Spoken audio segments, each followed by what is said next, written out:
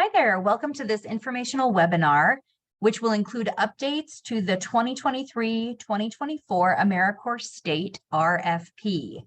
My name is Alexis Grieve, and I will be your host through this webinar.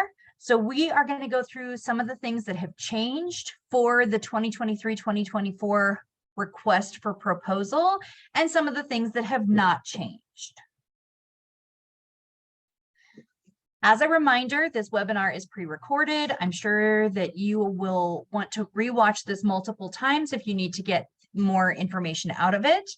And this is applicable to both new and recompeting programs.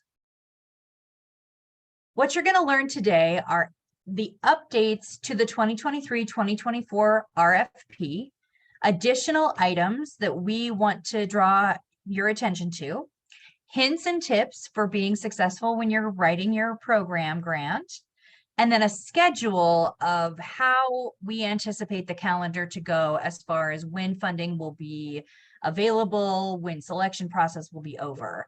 And I do want to encourage you, if you have questions that are not answered through this webinar, please feel free to reach out to us. We appreciate if you email all questions related to this RFP to the web or the email that you see there. That's acprogram@servewyoming.org. All right, so let's dive in with the updates and the changes that we know are coming. For those of you who are not a new program and you have already written a program, you will remember the diversity questionnaire. This is part of the diversity, inclusion, and equity portion of AmeriCorps' interest form, but they have removed that this year. So that is no longer something that is necessary for you to fill out. You will definitely want to look at the funding priorities because they have been expanded. So those include an increased minimum living allowance for full-time members. And you can find that on page 18 of the RFP. If you are looking for the maximum amount, that's on page 19. They did increase it to $28,800 max per MSY. The performance measure instructions have changed slightly, so you will definitely want to look those over. And the timeline, as most of you know, has been slightly bumped up. It is now the bulk of what you will be submitting as far as your application and all of the attachments for that application will now be March 20th. It was moved up about 10 days. So some new items that we want to bring to your attention, the grant resource page here at ServeWyoming.org. We have been working really hard to make our website as complete and accessible as possible, and we have an entire grant resource page, and I will kind of walk through what that looks like here in a few slides so that you can see as you get into our ServeWyoming.org website what you might be looking at. We do have a lot of information on there about the RFP, how to apply, informational webinars like this one, and some On3 Learn tools. That is a consultant group that we use, and they have a huge resource page with a lot of different videos and how-to guides. You will notice that the cultures that value learning section is gone. That is no longer a part of that RFP. And the organizational background section has a new criteria. So don't just copy and paste that if you have already done an RFP. You want to make sure that you're comparing that against last year, but not just copy pasting it because it has changed slightly. And the AmeriCorps clarifications and resolutions will now take place concurrently. That is something that should make your lives a little bit easier. It means that you can get those clarifications and resolutions together instead of waiting for multiple sessions. Here is a screenshot of part of our Serve Wyoming grant resource page. You can see there that there is a section for people applying for program grants and those of you who are applying for planning grants. And we do have that information bifurcated that you would need depending on which grant. So you will be able to just dive down into that Get Started hyperlink, and you should be able to go from there and find all of the information that you'll need. These are a few other screenshots. So we have the NOFO, otherwise known as the RFP. For those who don't know, the NOFO is Notice of Funding Opportunity, and the RFP is Request for Proposal or Request for Program.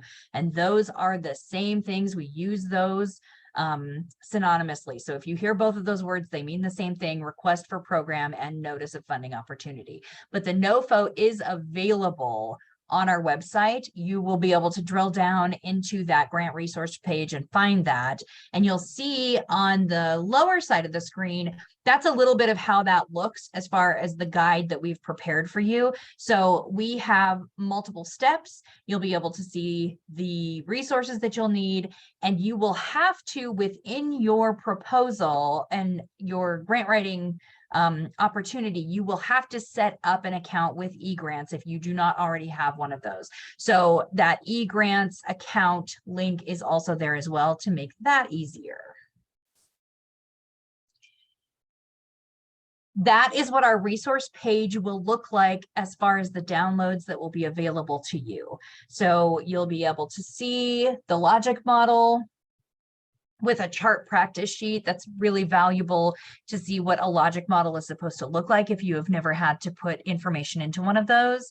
You'll see what the cost reimbursement budget and what building a budget looks like, the document checklist that will be necessary for your grant application. You'll be able to see the indirect cost rate, and you'll notice that we have also supplied a peer grant review worksheet for this upcoming grant cycle. That is something that is incredibly handy. We have a peer review process here in-house where we look at your grants. We also have outsourced peer grant reviewers. Those are people who are third parties to us who look at all of your grants and program requests. But I think it's valuable to know that that review worksheet is there for you to see what we're looking for and what the federal government is looking for. And it can also be a handy tool as you're writing your grant to have an impartial person in your life look it over with that worksheet to see how they would rate your grant and program that you're writing as you go along. Now let's tackle some things that are not new. We are always here to support you. ServeWyoming is your intermediary, and as your intermediary, we are here with answers, with support, with resources. We are available every weekday to answer any questions that you might have as you go through this process. And again, as I just mentioned, we have a peer review process in place as well that ensures that we are making sure your grant writing is the best that it can be. We do a performance scoring of applicants, and we have included additional documents and appendices, which are all in that list of attachments that you can find on the grant resource page. Hints and tips that are always handy to know. Definitely follow the instructions. I know that they change slightly from year to year, so make sure that you are really looking at the RFP, the new things that have happened in there, and exactly how they would like you to write and apply for those things. And avoid acronyms at all costs. There are many, many organizations that we have acronyms for, that you may have acronyms for, programs that have acronyms, but that can get very confusing for somebody who is reading over your grant. So try to avoid acronyms so that it is very clear what you're talking about. And you will definitely want to type everything outside of eGrants. We suggest a Word document. I think that's the easiest way for you to just keep that on file in your computer and not worry about what is happening to it in eGrants. If you have not worked in eGrants before, it is an amazing resource, but it has a tendency to sometimes be a little fickle. So we want to encourage you to have a Word document that can just be a living document that changes as you're editing it. Definitely make sure that you read over prohibited activities so that you are not including any of those things in your grant as far as what your members will be doing for that program writing. And you'll want to align your performance measures and your logic model. Again, in the resource page, you can see what the logic model looks like, and that will help you determine what performance measures work best for the program that you will be able to show results with. You'll want to print the grant out to check the page limit. It is a page limit of 10 as it is written in a Word document. eGrants certainly has some pretty sneaky page limits, so don't be afraid to use, you know, the ampersand instead of the writing out the full word. And you can absolutely do those things so that you can avoid too many characters, but make sure that it's about 10 pages. And don't assume the reviewer's knowledge. You never know who might be reading your grant to review it. And if they don't know anything about the kind of work that you do or how your nonprofit functions, then they will probably be pretty confused if you don't really specify what exactly you do and what you are trying to do. And we just want to give you the schedule. This is a pretty crucial part of this, the important dates that you need to know as you go forward and continue to write these applications. So we are past the February 3rd date at this point. So you are obviously, it is open and it is in, you're welcome to apply.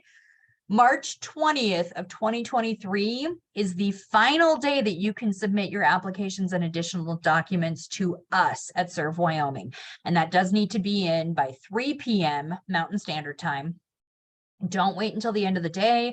We encourage you to try to get those in earlier than that, but you do have until 3 p.m. on March 20th. And then as you see, there is a peer review that will take place after that, and we'll start sending clarifications to you. So should you need to tweak anything or we need additional information. And at that point, we are finally able to approve that through our board. And then if you are awarded in July, the governor will announce the competitive and formula awards and the programs that are receiving those. If you have any questions, again, I encourage you to please reach out to us via email.